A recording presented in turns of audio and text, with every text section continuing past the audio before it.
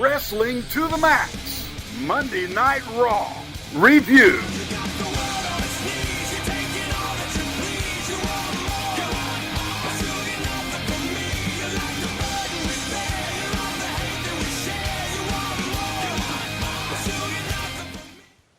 Welcome, everybody, to the Monday Night Raw review. That's right, Wrestling to the Max is doing their own review show, guys. I know you can't believe it, but we are finally doing this on its own. It's going to be a lot of fun because guess what? We're going to have nothing but Raw talk on this show, and we'll get a chance to get deeper into things that maybe we wouldn't on our regular show. So that's what I'm looking forward to. This is the first show when it comes to the new era for Monday Night Raw. This is the July 25th, 2016 episode, and we are going to get into this thing pretty hot and heavy. And the way we're going to do that is, of course, with myself, Gary, and Sean Garmer, our producer and co-host, along with Paul Leeser. We're all here, gang. I'm excited. Are you excited, Paul? Yeah, plus we're here live in living color. Yeah, see, you can see our faces, man. You know, it's scary. It terrifies me every time we try this. WrestleMania weekend, it was fun, but also it was a little scary at the same time. But Sean, I mean, we're going to try this. We're going to see how it works. This video thing's always been trying.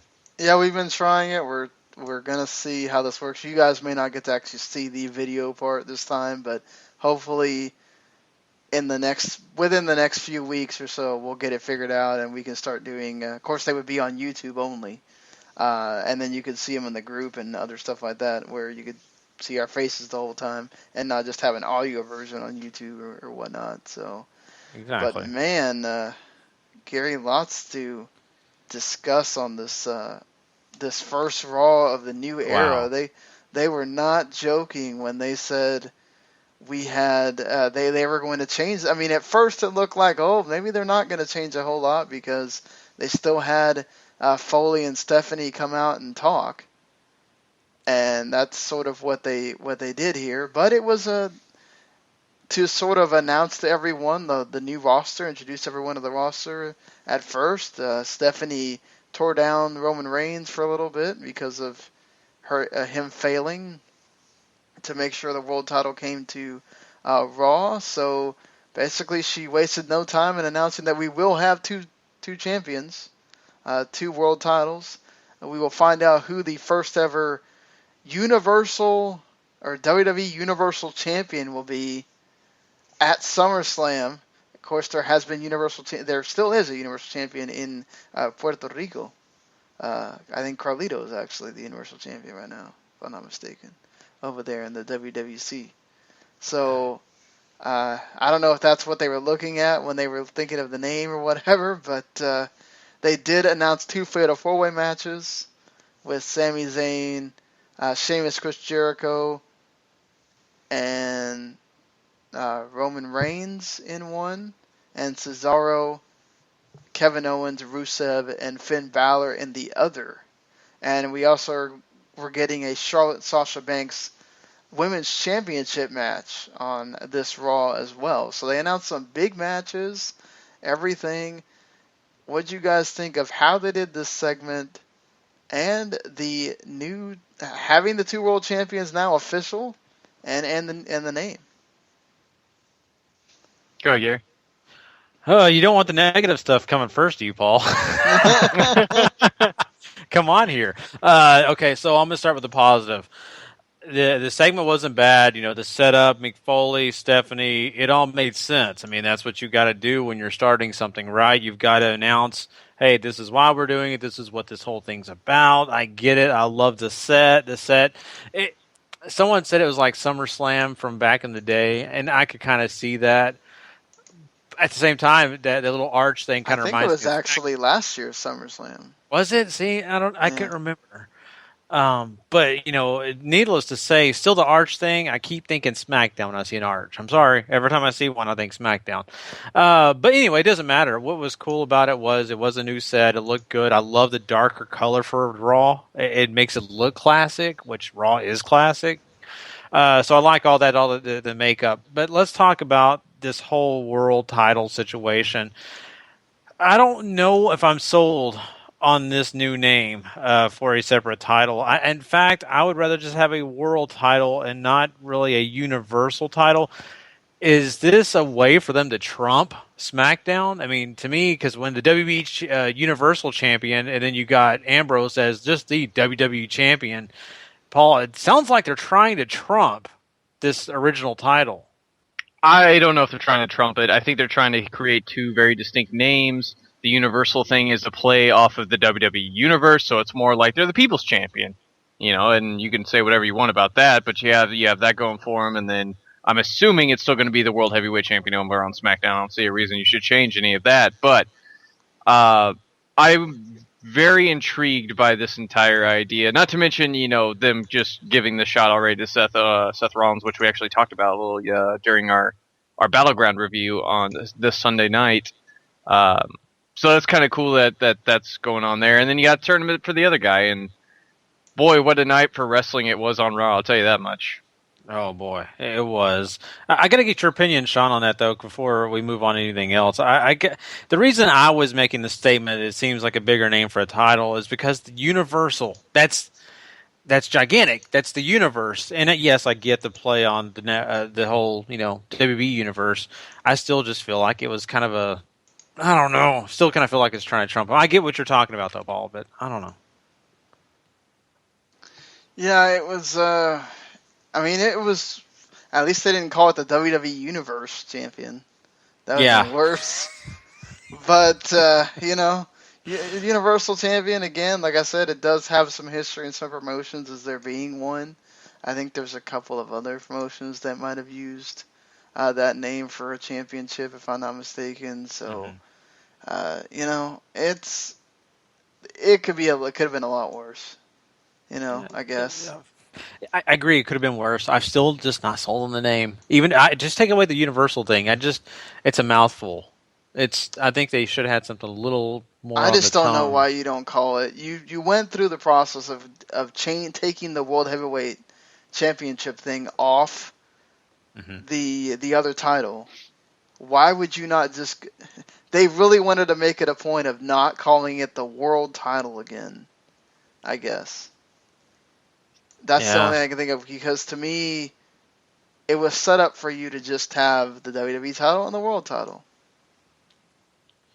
Yeah. I have to think it's because the situation for the brand split is different this go around. Last time you had a brand split, whenever they bought out WCW and ECW, you had some lineage to play off of here and there for that championship. This is very different. It's a very different era.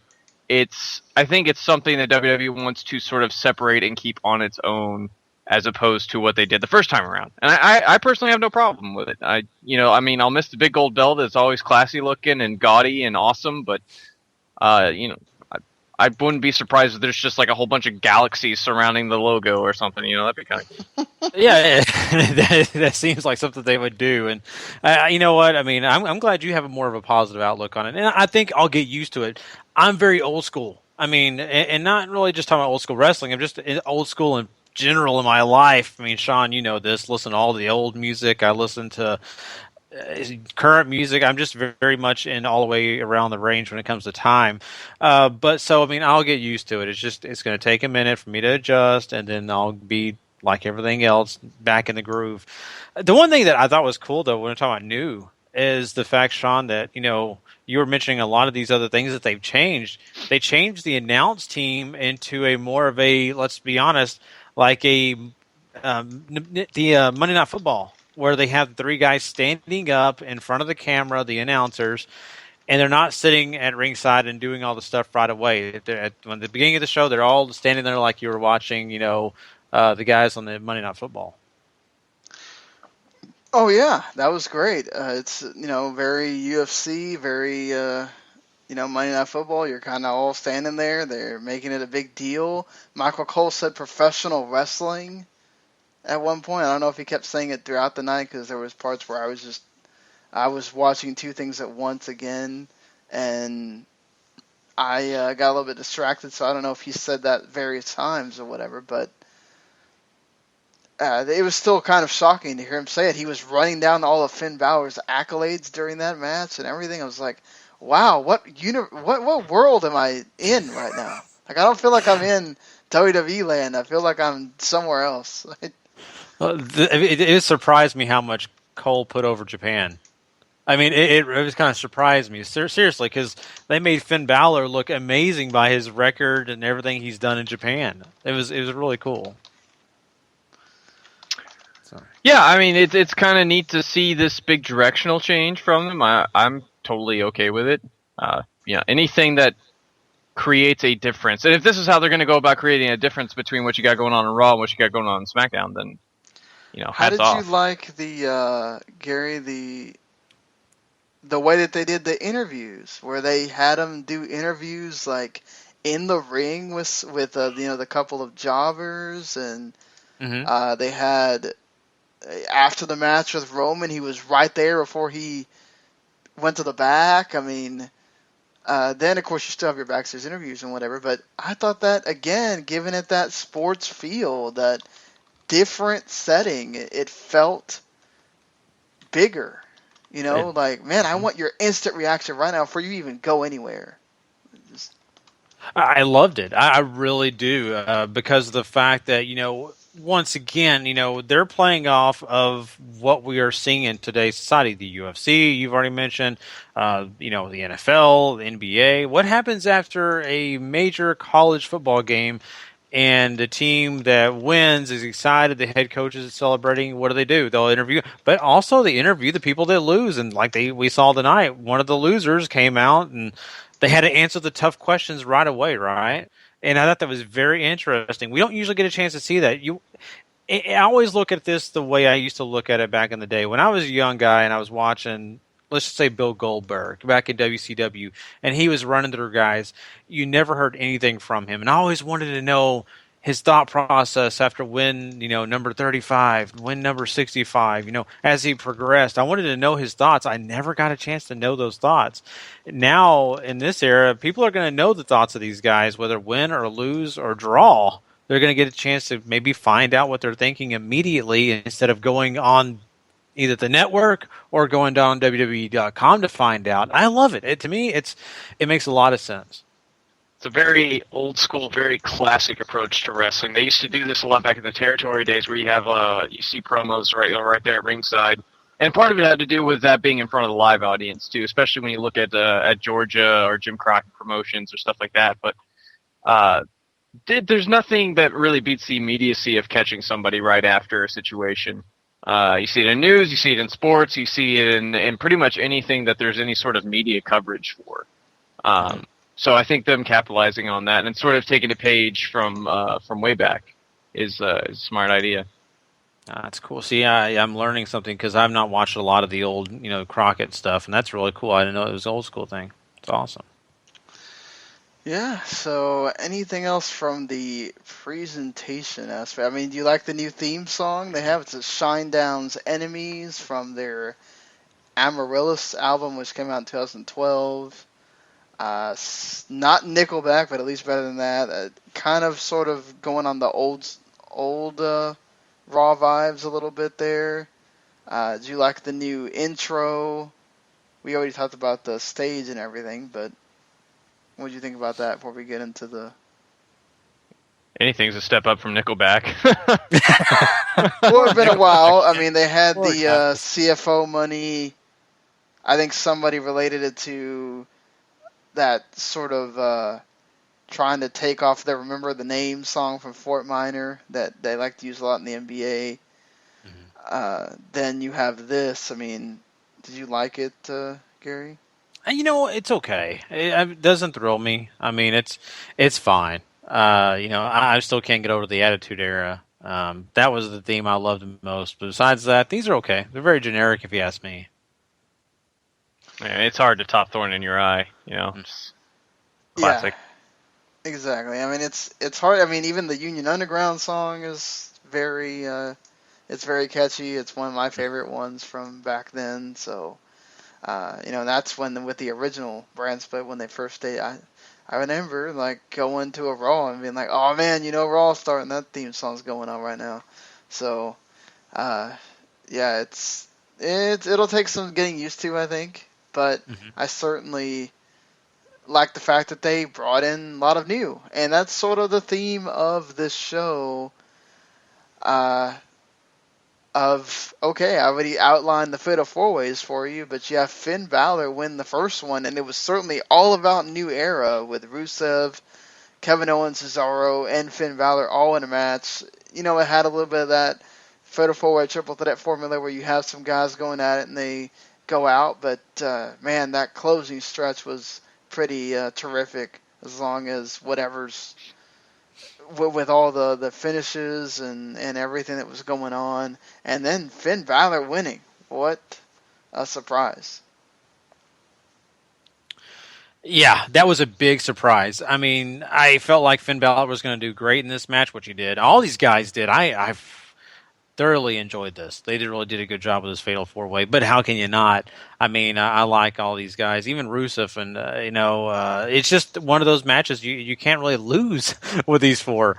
But I will say it was a surprise because I figured Finn Balor would be one of the better guys, maybe the guy that gets close to the pinfall but doesn't get it. Maybe Cesaro would take it because we've kind of seen Cesaro and some of the things that have been going on and maybe the little bit of negativity going on. So I think that was a thought process that maybe he gets the shot, or even Kevin Owens, who we all love, one of the best heels in this whole promotion at all. But I'm thrilled, though. I was thrilled with Finn Balor winning this match. It made sense. I think the fans that were there that liked Finn were chanting Finn, Finn, Finn. It made them pop. So I was good with it, man. I really felt like it was a smart decision. Yeah, I mean, there's certainly no better way to debut a guy who not only had a lot of hype out of him coming just into WWE in general before he even hit NXT, but now coming out of NXT after being the longest reigning NXT champion, and you have all these other things surrounding him and internet buzz. And I don't know how big I am on him beating Rusev, but it certainly does make him look much more impressive for beating somebody who's already a champion to get to the next match, So a give and take booking there, but I mean, if the goal is to establish Finn, this certainly did a good job of it, and what happens later on even does even better. Mm-hmm.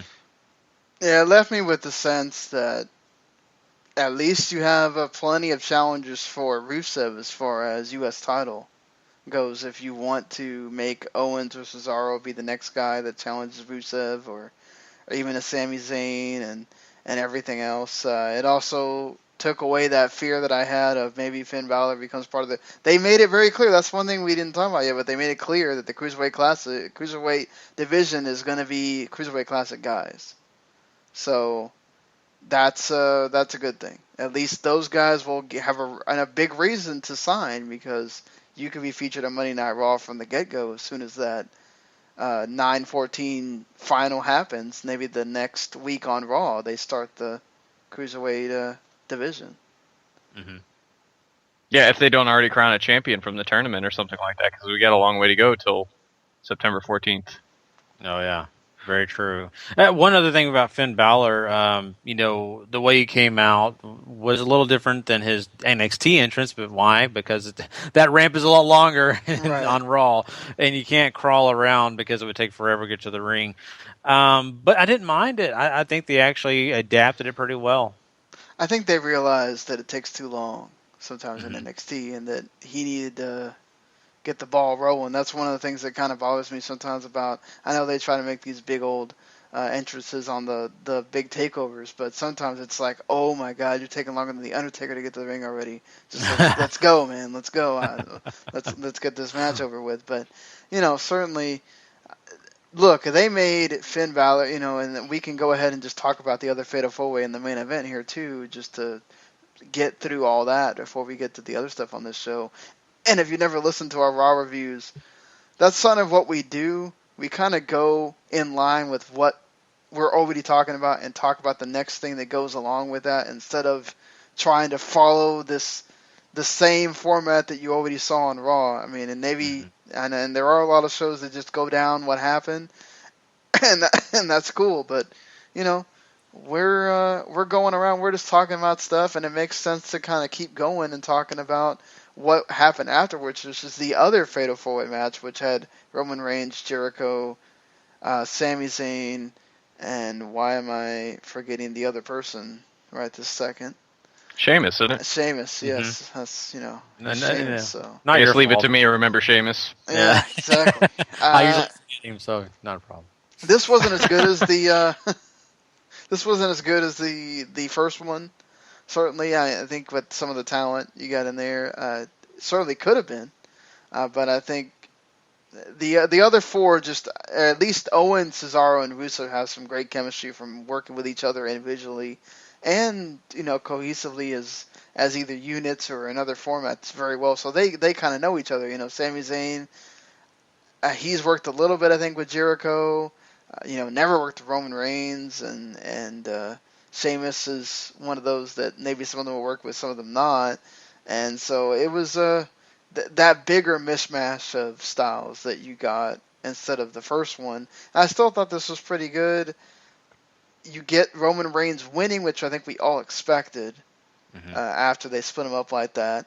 And I did love the fact that they had Seth Rollins get the bye because he was not pinned in the triple threat at Battleground. So that was another nice touch there from the powers that be making those decisions. But so we get the expected Roman Reigns against surprise Finn Balor. Before we get to the main, any thoughts on that Fatal 4-Way match? I've only seen the clip of Jericho selling too early, which is absolutely hilarious. Yes. That was really funny. No, actually, this was another great match. I really enjoyed this one too. I'm not sold that I liked it any better than the first one. The first Fatal 4-Way to me was just a lot of fun, but this is, like you said, Sean, a little bit different. It had a little bit different formula to it. I really enjoyed the fact that Sami Zayn was the guy that was making a lot of the strides in this, and they made him look really well in this whole entire match, especially for the fact that they teased several times, not only through the announce team, but actually, in the ring, that Sami Zayn's going to go and he's going to be facing Finn Balor. It doesn't take till the end, really. After Roman does take lots of shots, he gets his, but he takes a lot of them. He actually finds a way to win this, and I think it was very predictable, but they made it not so predictable as you watch the match. That's why I liked it. I kind of felt like, wow, this isn't the same Roman Reigns we're used to. They're making him human, and that's very interesting. Yeah, certainly. And that's what it seemed like when you get to the main event. And, they had another very good match here. Some very close falls for both men. Finn Balor, of course, wins that definitively there at the end with hitting the big three moves that he does in his comeback, and then the coup de grace, of course. And Finn Balor is now facing Seth Rollins. Talk about, one of those matches that I think for us that have seen both these guys for so long, getting to wrestle in one ring together for a major championship. This is dream match, I guess. Honestly, I wouldn't be surprised if the first time they've ever wrestled each other either. But at any rate, Finn Balor goes over Roman Reigns clean as a sheet. I don't think I would have called that if he told me, if somebody came from the future and told past me, hey, Finn's going to beat Roman Reigns clean on Raw, and I'd be like, you're not real. But man, Finn says that SummerSlam's going to be great. I think this is a really smart move. There's nothing that makes a star quicker than not only letting him win, but letting him win big. And it worked with AJ. It's going to work with Finn. Yeah, I think so. And, it's really great to see Finn Balor get this win. I get it. It's the new era and they're trying to push him because, he's a new superstar to the roster. But it also kind of shows us that, hey, Roman Reigns can be different. He doesn't have to be who they've shown him to be for, the start of his career, at least on the main roster. And NXT, all 3 days he was there, a little bit different. But in the long run, I'm thrilled that Finn Balor did get this victory. I'm glad that, people are going to get a chance to see that this guy is a major player. He is not just a guy that's, going to be a flash in the pan. I really feel like the way they presented him tonight, at least, we're speaking just for tonight, that he is a guy that deserves opportunities. He's a guy that deserves to be in the upper echelon immediately. Because, a lot of people would say, well, he's a rookie. Why isn't he starting off at the bottom? Why is he already at this level? But he may not have been the first round draft pick, but what people need to understand is he was the first guy out of the rookie pool. That technically, in a way, is the number one draft pick when it comes to NXT. It may not be the main roster, but if they start doing NXT drafts, this is a big deal. Finn Balor was number one pick out of the NXT, if you look at it that way. Mm-hmm. Yeah, certainly. And, they made Finn Balor look like a huge deal here. And he didn't have to be the demon. They didn't blow the demon on the first night. Hopefully we don't see him till SummerSlam, so you can at least have that big deal there, which I'm glad that they're saving that for the bigger moment. A thing that, we thought they would save for the bigger moment at SummerSlam, they decided to do here on Raw to kind of I thought it was to set a tone, make a statement that, you could say make the bank statement of just the women are going to have a bigger spot on TV now than they ever have. We've been clamoring and saying, look, let them have the time, let them have the moment, put them in the big spot, and they certainly did that here. Around 17 minutes, I think, if you take out the commercials. Sasha Banks and Charlotte deliver a great match, and Sasha Banks is the new WWE Women's Champion, and she made it seem like it was the biggest deal in the world for her to win. And now, let's see what happens with SmackDown, if they introduce their own women's title, or what happens with that, but after this show, man, I think certainly now you've finally gotten the NXT women deal on the main roster. Yeah, I think it was great. This was exciting. I can't tell you how much of a big deal this felt like after the fact. Because during the match, you just kind of thought they're going to have this match and then it's going to be put off until SummerSlam, right? That's what we're all thinking. This is going to be the time where Dana's going to screw her over. Some of the kind of shenanigans are going to happen. And because of the fact that she tapped out Charlotte at Battleground, it's not going to happen again. It's going to be all the way till SummerSlam before we see that. For the fact that they made it work, they just had a great match. They made all the things that we wanted to see kind of fall into place. It was amazing, and I was really shocked. And she was very emotional after the match, and I think it was great because the crowd was behind her. But not only that, you could tell how much this really mattered to her. And I'm going to talk about somebody else tonight too. You kind of shows how much it mattered to him. But I think that was a big deal for her to hold the belt and have that immediately. Following that, she gets the interview, which once again we already talked about that. I thought that was great. Do it right there in the ring. Do it. And for the fact that she didn't mention Eddie Guerrero was another shock to me. I just want to say that because I kind of thought, I love the Eddie spot though in the match. Yes, where she tosses the belt to Dana, and then she gets thrown out. Just fantastic. Exactly. But that's exactly why I kind of thought that she would mention Eddie. Say, I was 10 years old watching Eddie Guerrero.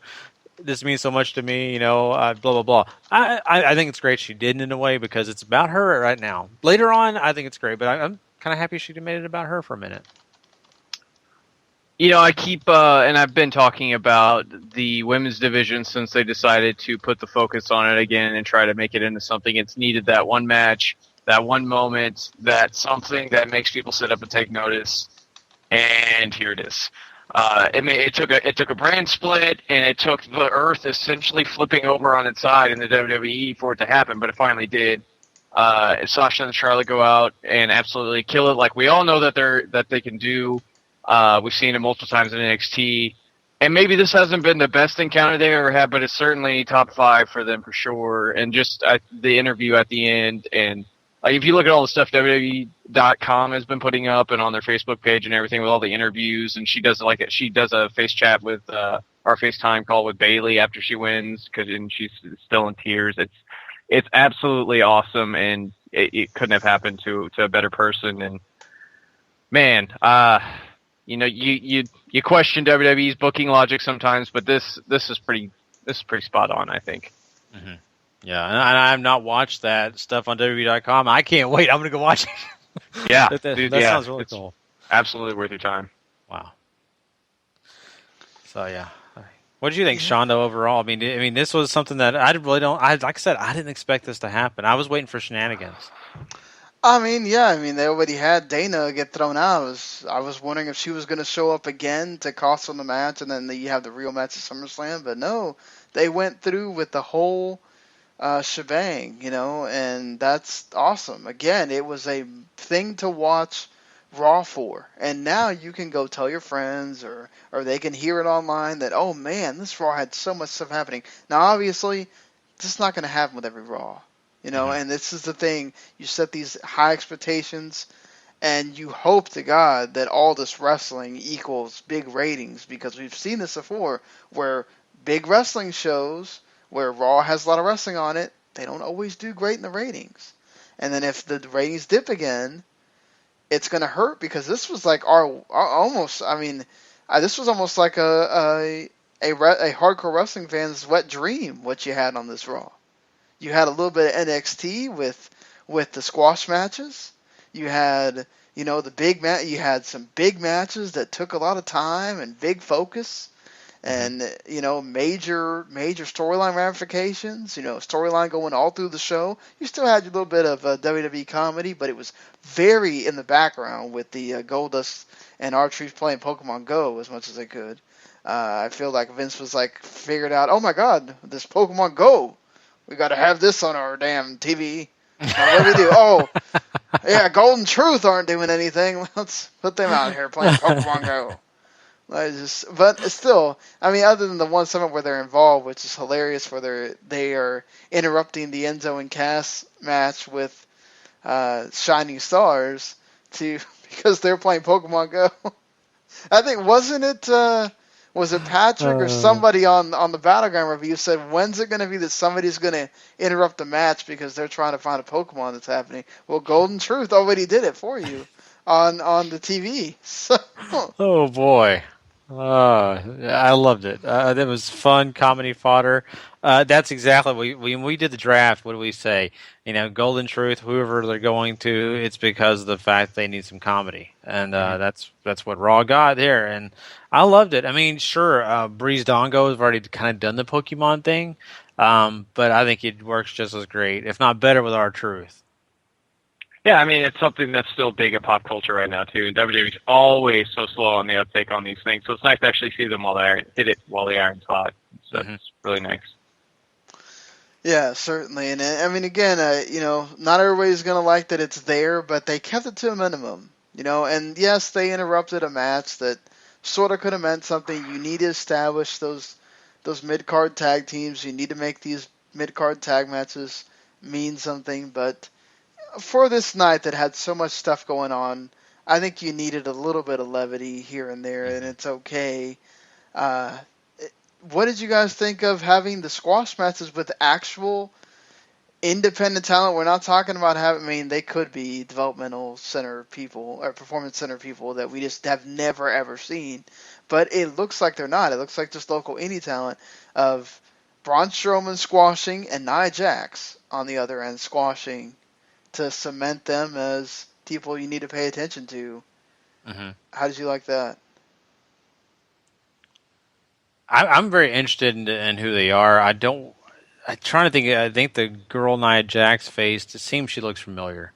Of course, Braun Strowman's opponent, I couldn't tell you who the heck that was. I think it's kind of interesting. I think it's a good idea, and they've done this before. The whole indie talent coming in to just basically enhance. And they also re-debuted Neville against Curtis Axel on here, too, in a short match. Which, Axel usually gets put in that whole jobber situation. So I think Axel shouldn't have gotten any offense, but other than that, Mm-hmm. Well, I don't know. See, I hate to hate on Curtis Axel. I know they may not like care for him, but I think he's a good guy, and I want him to see him do something. But it is what it is. But I don't know, Paul. What do you think? Yeah, I'm all in favor of squash match, especially for Nia Jax, who is still on the learning road to figuring out everything. You know, I mean, she's had some good matches, but it's with Bayley or it's with somebody who's been in the ring for a long time. But she's just not quite there yet. So Squash City for 2 months, 3 months, however long they're going to let it go, especially so long as you have Charlotte and Sasha sort of dominating the title scene until you feel like Nia's ready to step up. Then I'm all for that. Braun Strowman, sort of the same idea. And especially seeing as you're going to have to reestablish him for everything he's going to got going now that he's not with family anymore. So you're going to have to figure out something for him quick. And letting him just look impressive is always going to help. So I got no problem with that there. And Neville needs a big win coming back, and Curtis Axel at least has a name that somebody's familiar with. Whether you care for him or not is up in the air. But it's a win, and it's something that gets him back on the road. And Neville, out of everybody who we kept talking about getting pushed down to the Cruiserweight show or the Cruiserweight division, I figured it would have been Neville just simply because he hasn't done as much as a Sami Zayn or anybody else that's come up from NXT. So it's good to know that Neville's safe too. Now, I know Paul hasn't got a chance to watch the entire show. And so I guess, Sean, I've got to ask you this question. Actually, it's about two questions about these matches. One, what did you think about Nia Jax's reaction, the crowd's reaction to her? I wasn't thrilled. I get it, though. It makes sense why no one was going crazy, but I kind of felt bad for her because it was very ho-hum with the crowd. Well, it's one of these things where I think she was starting to sort of get crowd reactions right before she left. She got a little bit of dual chance on that last match that you saw her have with Bayley. And that's the thing. She was just starting to really become something. So she's having to start all over. And I'm talking about with nothing. She basically almost like she would have just done nothing in NXT and just debuting on the main roster. And then Braun Strowman, same thing. We really never got to see him do a thing by himself. So you're kind of just, this is your now, again, Braun Strowman is starting his career on the main roster, essentially, because we never really saw him in NXT at all. So, well, you're talking about Braun Strowman. What do you think about his finisher, the backwards chokeslam? It's fine, I guess. I mean, I just think they're we mentioned that he's the new Big Show and chokeslam just backwards. Hey, it's at least it's different. Not everybody uses it, so. That's true. I mean, it could be worse. But that is sort of the thing is with this is what they did on the show. I didn't even realize it was 3 hours. I mean, yeah, towards the end you started getting you got the squash, and then you got that other match too, like right there in the middle, and then too what's sad is they made a big deal about this New Day celebration, and probably not one of the best things on the show. They took way too long with the Sonny Boy thing after the couple times of doing it, and it just didn't go over. You needed to kill it. Or they needed to send Anderson and Gallows out there earlier. And look, this is the thing with the New Day. They've earned their having the long leash, and sometimes, I'm sure not every DX segment always nailed it. I haven't gone back to watch every single Raw from back then to really know, but they always give you the highlights of those things. I bet there was DX7s that didn't always just hit it right on the button. And we've seen it with New Day, too. There's times where the jokes go over everybody's head. And we're like the only ones laughing because we're in that culture. And there's a lot of people in the crowd that are just like, who's that, And same thing with, I'm pretty sure most people were going, who's ODB again? Like, okay, Say sometimes got to remember not to do what? Be older, America. Yeah, exactly. Do your research, America. That's right. Know your rap music. Come on. Oh, I'm so sick of that. No, I did find it funny that remember when New Day first started, they were about making WWE great again, and then now you've got Darren Young trying to be great again.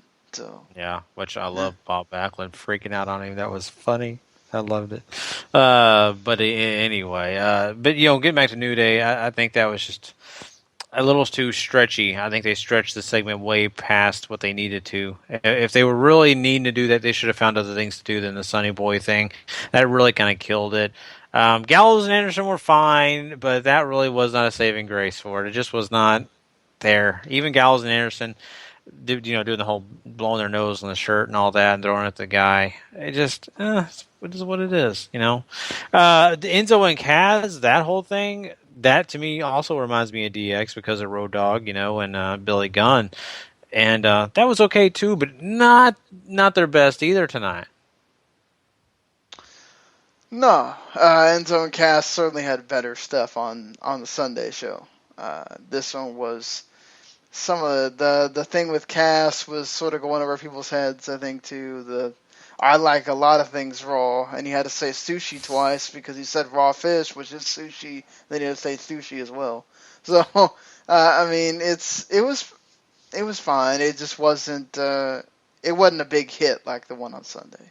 I guess, when you put the shining stars in there, I guess you can't be a winner, I guess, huh? And I think too, I still say that because John Cena was in that ring on Monday, and John Cena was also in that ring on Sunday, that he might have had something to do with telling him, hey, you got to let this guy kind of do his own thing. And then when you go back to Raw again, maybe they got into I don't know if we can let him go at it again. We got to get into the scripting.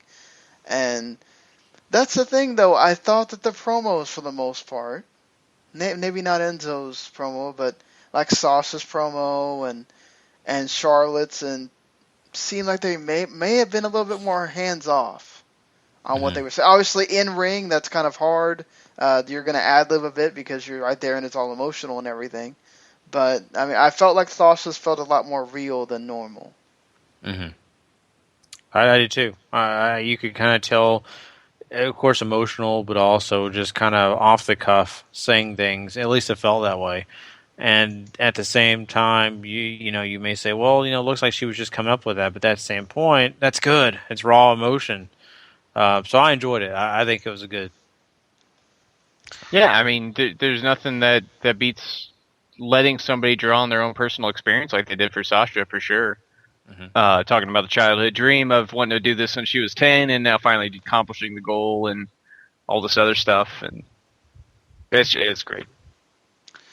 Well, I think that does it for what was on Raw. I mean, I think we got to give it a rating, though, and it seemed like everybody in the world was praising this thing as one of the greatest Raws in forever. Is that where you guys are going to?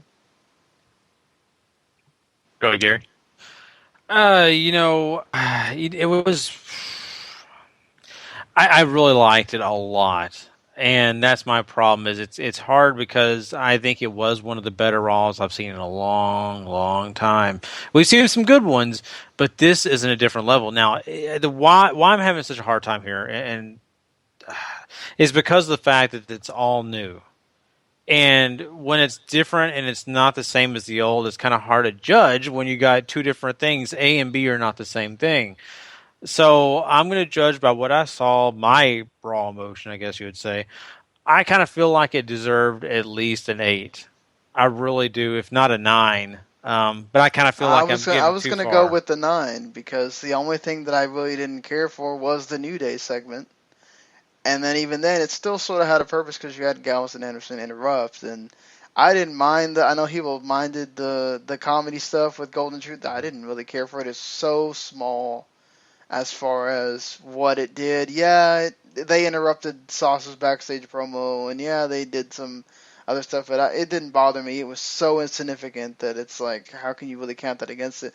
Maybe some of the squashes weren't your thing. But I really like the fact that we're not sitting there just giving you insignificant matches on the show. We're giving you matches that maybe it's meant to build up somebody. It's meant to, now obviously next Raw when you don't have the 3 big matches that are taking up most of your show, it's going to be interesting to see what they do. But as far as this show goes, the presentation of the way that they changed everything, having all the matches sort of means something. You have 4 very good to great matches on the show.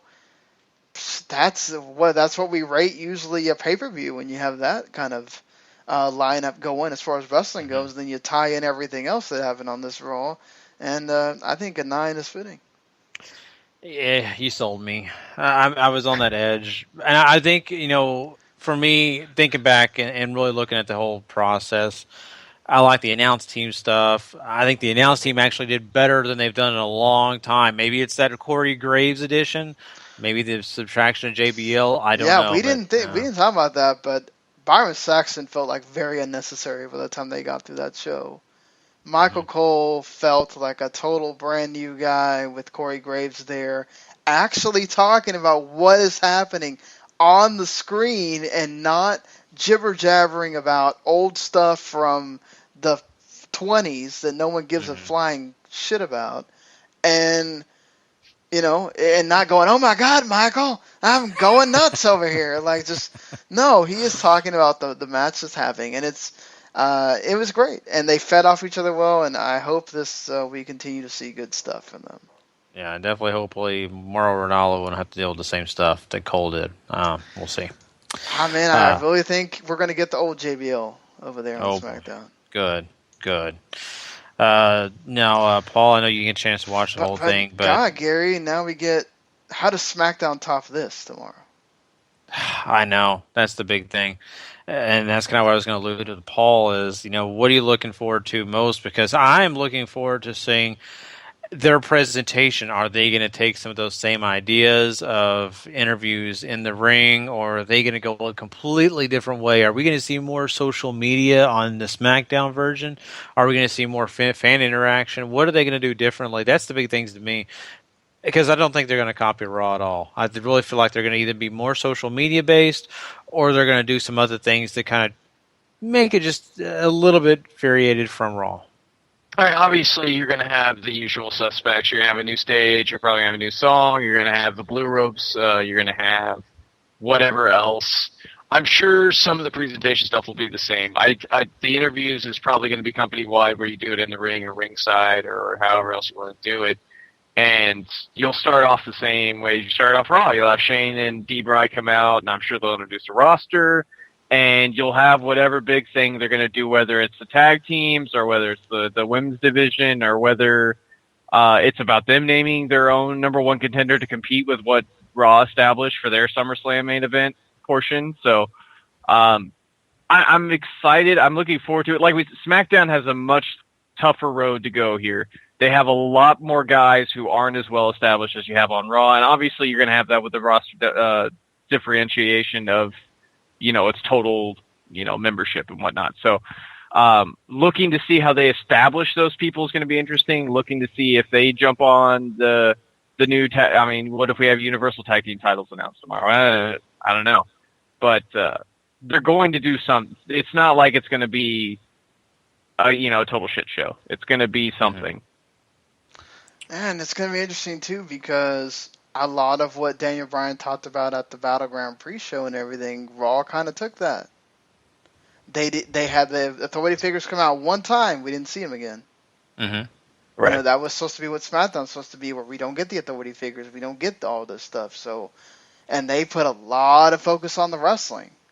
So how in the world is SmackDown going to be different? And I wonder if maybe they switched it and Raw is going to be the wrestling show and SmackDown is going to be more of the entertainment show, because you do have the Randy Orton and the John Cenas, that are known for wrestling, but they're more known for also some of the sports entertainment-y stuff, and especially Cena, Mm-hmm. So that's going to be interesting. Is do they switch roles?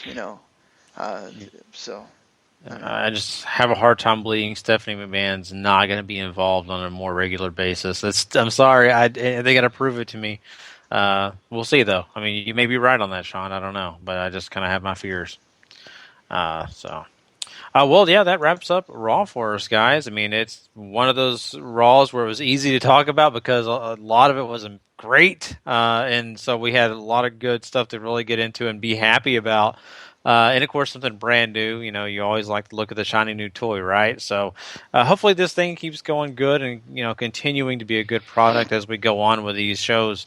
So, I think once again, we need to let everybody know that of course, if you don't know, we have a regular show, Wrestling to the Max, and it is a situation where we do the Raw review like you're listening to now separately than our regular show. We're beginning this actually today. Our regular show is going to consist of a lot of news topics on the Monday show, which will be Tuesday for the download. It's also going to have some other wrestling promotions like Ring of Honor, New Japan also involved in that show, and maybe some other promotions that we don't get a chance to talk about on a regular basis involved in those shows. So those Tuesday morning download shows will be a lot of fun. They won't have Raw, but we'll be definitely getting into contact with things that happen on Raw, things that happen on the pay-per-view. We'll probably get into a mixture of things. Really a news-based program on that one. And we also have a Thursday show as well where we cover TNA. We also cover Lucha Underground when they're around. They're on a season now. We also cover... what am I forgetting here, guys? We have NXT. NXT, thank you. NXT.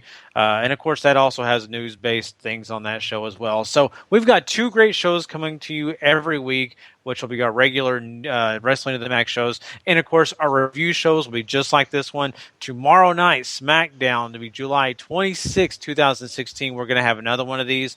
Sean will be hosting that show with a couple of other guys, and you're going to love it. It's going to be a great show. You don't want to miss that show for sure.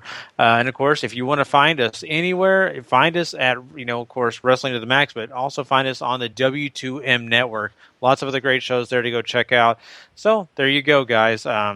Once again, go check out that Wrestling to the Max episode, and we'll be catching you guys on the flip side. Until then, we always want you to remember, if you're not living life to the max, Not living life at all. You know it. Peace.